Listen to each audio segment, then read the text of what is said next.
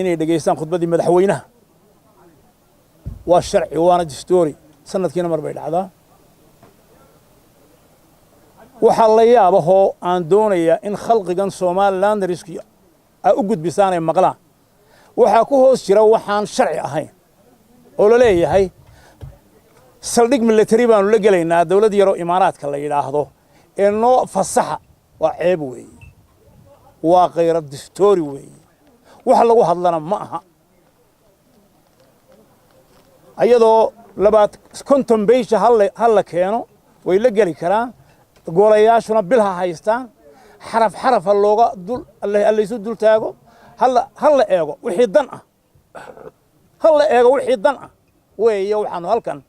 maanta doonaynaa isboonaysa ma suura gelayso in ay noqoto fool eri noo ogolaada kii horena caynkaasu ahaa isagoo 100 beesha baa la yidhi baarlamaanka 10 baanu ka soo dheegnay 10 noo ansixiye petroleumkina waa caynka weey xukuumadda maanta Soomaaliland joogta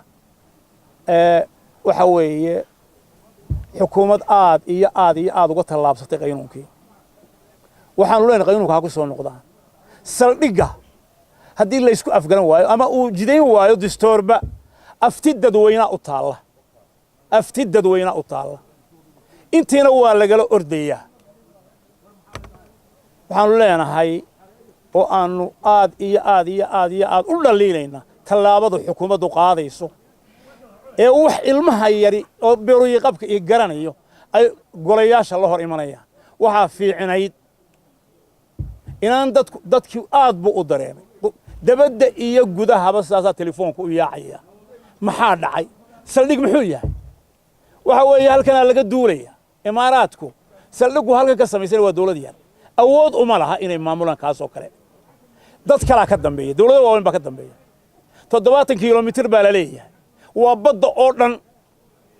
waxa ku soo xidhanaya minawaariska adduunyada oo dhan maxay u jeedaan halkay duqeeyaanba adigay ku duqeynaysaa hal alle iyo halkii waa goob dagaal markaa hal alle iyo halkii ay duqeeyaanba aday ku duqeynaysaa wadada yaro 4 milyan dawlad yar samaystay aan qaadku aynu iska cunayno aan wax alle iyo waxaynu iska difaacaynaa jirin waxaan u sheegaynaa bulshada annagu idin soo gaarsiinay wixii dana la diidi maayo laakiin waxa halkan ka cad dantii guud baa la iska ilaawo dan gaar ah meesha soo gashay taasna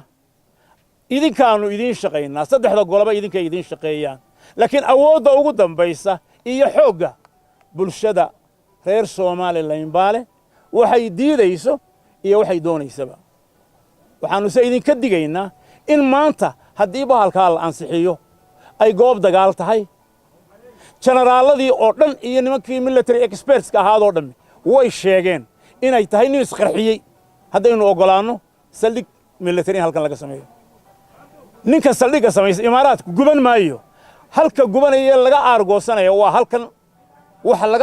dagaalka laga riday waxa lagu duuli karaa waa dawladda jaara intaynu iska celin karaa waxaan leeyahay oo aan bulshooyinka gaarsiinaya berri weeye